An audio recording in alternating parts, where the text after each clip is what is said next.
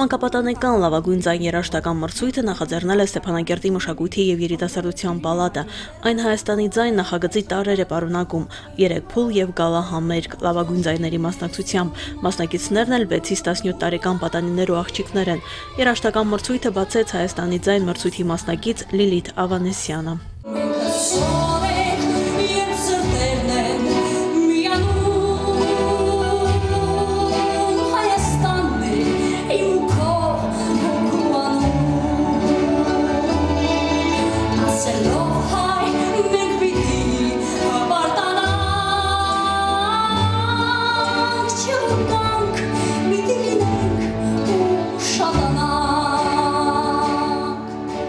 Մրցատյանի կազմում Արցախում սիրված պրոֆեսիոնալ երգիչներ են, ընդ որում նրանցից յուրաքանչյուրը տարբեր ժանրում է ստեղծագործում։ Տաթև Բալայանը Ղարաբաղ պետական էստրադային համույթի մեն երգչուհի է, Լիլիթ Սաֆարյանը, ով նաև երաժշտական ուսումնարանի դասատու է, ղեկավարում է հոգևոր երաժշտության Ավետիս համույթը։ Մենք ենք մեր սարերը երգի ու պարի պետական համույթի մենակատար Վիտալի Ղազարյանն ժողովրդական ազգագրական երգերի կատարող է, այնպես որ տարբեր երաժշտական ուղղությունների վերաբերյալ պրոֆեսիոնալ կարծիքն ու խորհուրդը ապահովված էր։ Ինչ որ չափով մենք պետք է հնարավորություն տանք մեր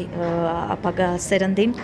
ցույց տան իրենց հնարավորությունները եւ ինչու՞ չէ նաեւ օգնենք առաջ գնալու բեմ բարձրանալը նրանց ամեն անգամ օգնում է ավելի բացվեն եւ ցույց տան ինչի նրանք ունակ են։ Մրցույթին մասնակցելու հայտ են ներկայացրել տասնյակ պատանիներ ու աղջիկներ, ոչ բոլորն են հաղթահարել նախնական փուլը։ Մրցույթի առաջին օրը մրցել են 12-ից 14 տարեկան տարիքային խմբում ընդգրկվածները։ Ընդհանուր առմամբ 3 տարիքային խմբերի են բաժանվել մասնակիցները՝ 6-ից 11, 12-ից 14, 14-ից 17 տարիքային խմբերում մրցելով իրար հետ։ Ընդհանրապես Արցախը տաղանդավոր երեխաներով լի է, ուղղակի նրանց պետք է փնտրել, բացահայտել եւ ճիշտ ուղղություն ցույց տալ իհարկե։ Մասնակցության հերթականությունը որոշվել է վիճակահանությամբ։ Առաջին ելույթի պատիվն ու պատասխանատվությունը բաժին է ընկել Մարիա Ադամյանին։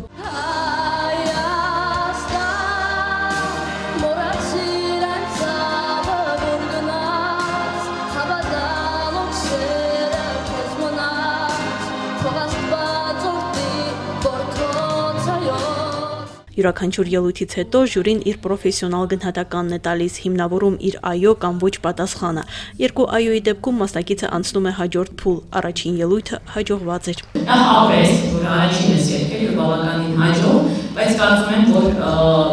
ֆանագրաման համար ցածր է տոնայությունը, հետագայի համար կմտածես դա հետողությամբ։ Ես ասում եմ այո։ Աշխատի եկելուց առաջ շփում ես 2 ժամ շուտ հացկոտես, այդ ընթացքում որպեսզի դեպի բան կոկորտի, այսպես մերպես ով ասած մակրոտայելա։ Եղան նաև չհաջողված ելույթներ։ Մասնակիցներից շատերը պարզապես երգը սիրելով էին բեմ բարձրացել։ Նման դեպքում ժյուրին փորձում էր մեղմ խոսքերով ու քաջալերանքով ուղեկցել իր բացասական վճիռը։ Ես չեմ կարող ասել այո, կներես ոչ։ Շնչառության խնդիր կար, բնականաբար չէի կարողանում ձայնդ կառավարել։ Ընդհանրապես իսկապես պարապել պետք է, ասել ինչ-որ մեկի մոտ, և ինչքան հնարավոր ազատ լինես բեմում, դա քեզ քո հուզմունքը քեզ շատ խանգարեց այս անգամ։ Հուսով եմ հաջորդ անգամ կպատրաստես լավ, ու ամեն ինչ լավ կլինի։ Լավ։ Պարապած երեխաների ելույթն առանձնանում էր։ Դասատու Գոհար Ալեքսանյանի ձեռագիրը առաջին ելույթներում երևում էր։ Բայց կժպտա շուտով լուսայգա Կանցնի գիշեր այս ամոթ Անմար պահիր հույսիդ կարակը Քո դեմ բացվող կամուրջի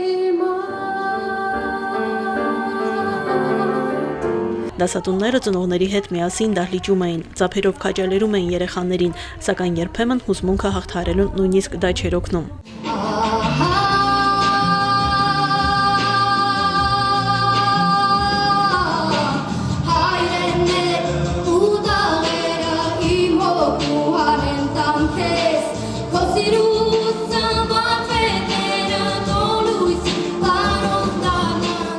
Ոչ շատ համոզիչ ելույթի դեպքում ժյուրին երկրորդ հնարավորություն էր տալիս, կապ չունի, որ առաջին մրցութային օրը երեխաները հանդես են գալիս հայկական երգերով, լրացուցիչ ելույթը կարող է լինել ցանկացած ոճում։